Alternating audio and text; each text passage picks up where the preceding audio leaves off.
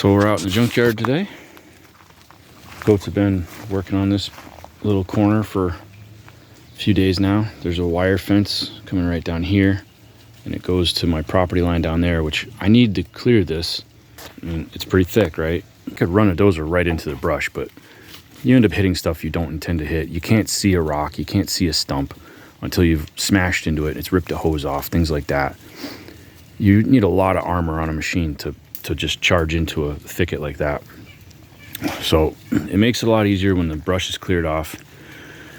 I do need to doze the property line down there so that I can get more regular wire fencing in. This is 6x6 standard cattle fence with T-posts, and I do have quite a bit of it that I took down from a farm that had the fence replaced, probably a half a mile or so, and I've got to do about 800 more feet on that line over there. This corner of land has been unproductive. It's, I thinned out the brush, cleared off the brush with a clearing saw maybe 3 years ago, and it has sprouted back stump sprouts, a lot of maple, sourwood. They shoot right up. I mean, that's 20 foot, maybe 25 foot high, 2-inch diameter, straight as an arrow. I'm trying to figure out how I'm going to set the place up and what I'm going to use it for. Meanwhile, it regenerates so much brush, it's not even funny. You can't keep the brush in check, so goats is what's going to convert. There's the solar panel. All this green is a solar panel. There's the energy source. It comes on every day. I don't have to pay for it. The rain falls all the time. I don't have to pay for it. The ground is filled with rock and mineral. I don't have to pay for it. So this is what is produced. When you own land that doesn't have a gold mine on it and isn't rented, you own vacant forest land.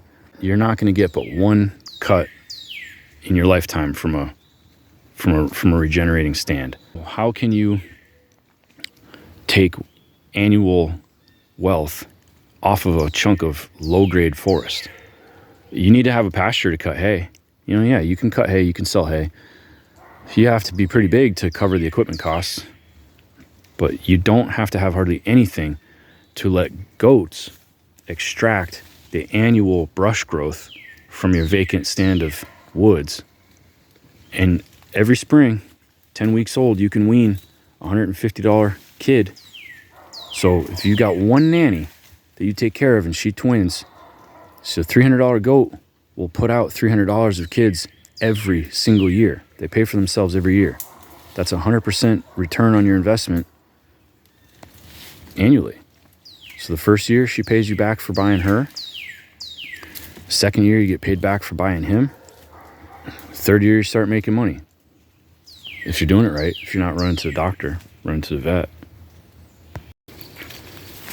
Well, it's been maybe 3 days or so, could be 4, in this brush thicket, in this next clearing.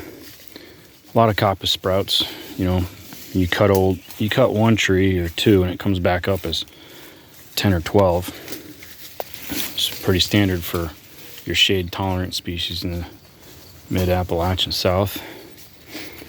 I obviously just whacked a bunch of them so they could bend them over. Let's say you've got grass 10 inches tall. 10 inches tall, that's pretty good grass. It's pretty thick. It's more than I see anybody else grazing, because I see nothing but static grazing right down to the nubbins.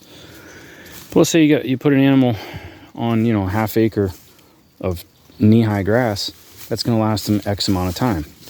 Well, before you know it, the manure, they've been there, let's say 2 days to eat it down, and now the manure's on the ground. They're eating lower and lower. Then you get a rain. Now you got worms going in the dew droplets by hydraulic, capillary action. The worm larvae and eggs are getting wicked up into the water drops. So now your animal is re-ingesting its own worms and multiplying, tremendously multiplying. The good thing about coppice sprouts, when you've got this thick regen, is it goes up 30 feet high. If you go into a patch of woods and lob off all the low-grade timber, not even timber, little junk, and just cut around your trees that have potential. There's a small white oak right there, maybe 12-inch DBH. There's a post oak, there's another white oak. They're not good specimens, but they were big enough to leave them for various purposes I won't get into beyond the scope of this. But the other stuff that was junky, I lobbed it off.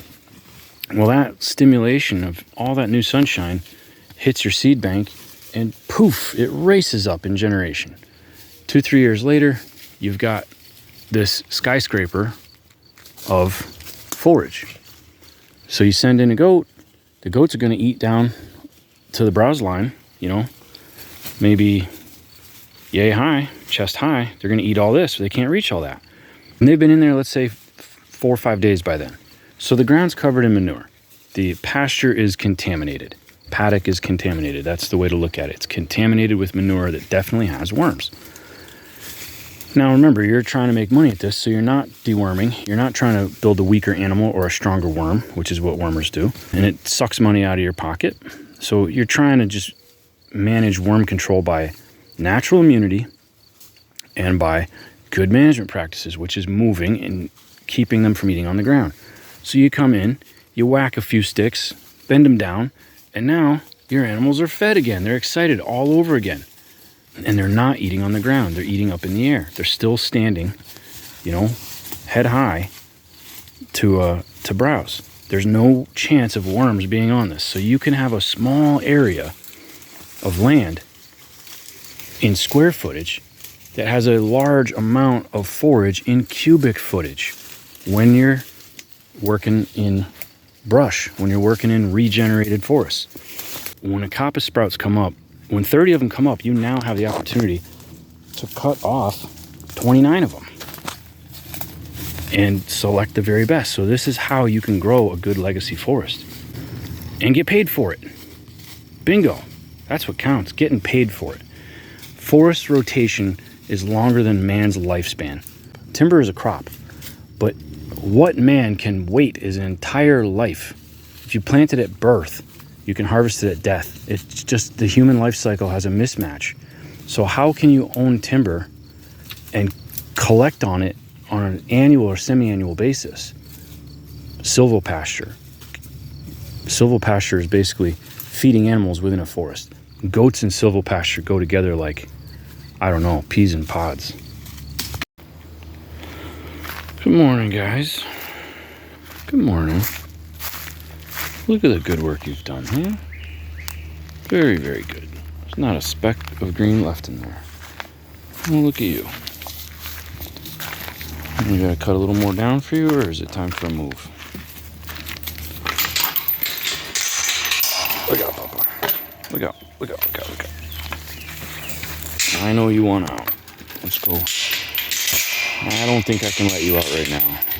I don't have another paddock set up for you yet. Well, let's go look what you've done with the junkyard.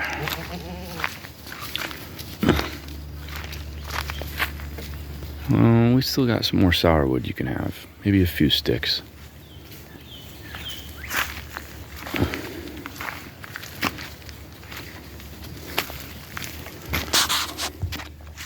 Very good.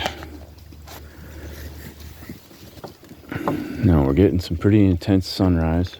It's probably about, ouch, hey, don't hit me. Move. Get down.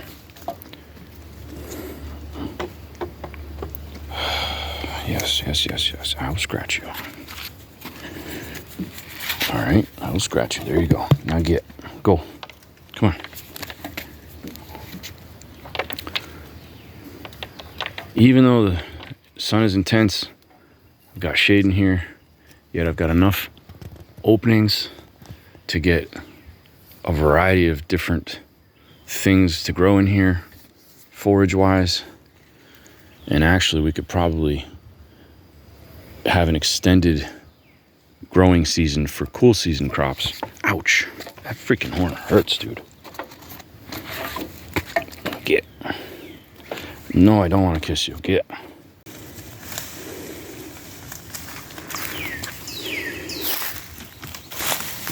Let's see you, big boy. Good work. You good, Nanny?